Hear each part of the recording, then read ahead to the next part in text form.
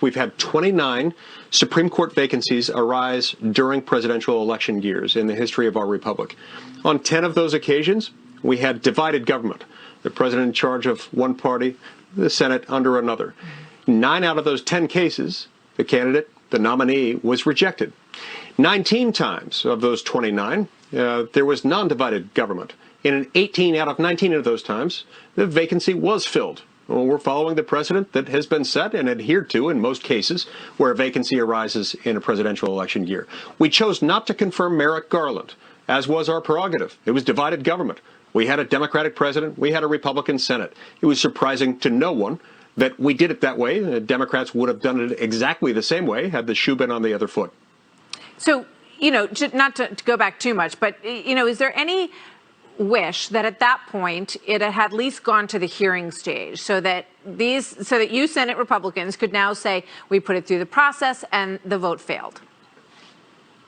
No, not at all, Martha. In fact, quite to the contrary. What I said in 2016 was that it would be pointless. It would be a waste of everyone's time, including Merrick Garland, just put him through a hearing when we knew that we weren't going to confirm him. We gave our advice and consent. We performed our advice and consent function by rejecting Merrick Garland.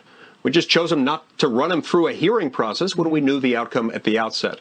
The person isn't confirmed unless the Senate votes to confirm. We chose not to do that. There's nothing in the Constitution that requires us to hold that vote or even to hold a hearing.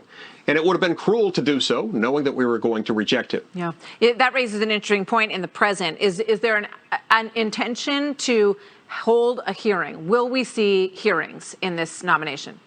Yes. Yes, we'll see hearings, and they will happen within the next few weeks.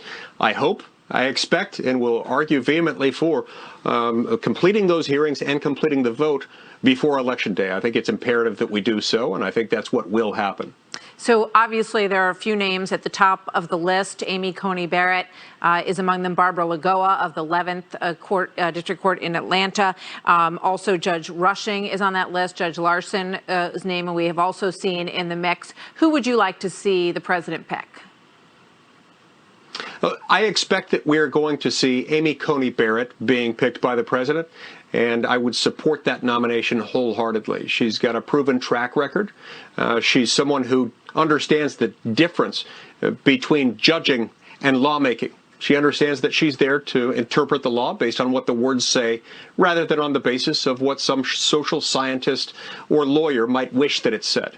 That's exactly the kind of person we need on the U.S. Supreme Court, and I think it will and should be her. We're told that the president will meet with Barbara Lagoa in Florida on Friday, and we heard from him just a short time ago that he will announce his decision on Saturday.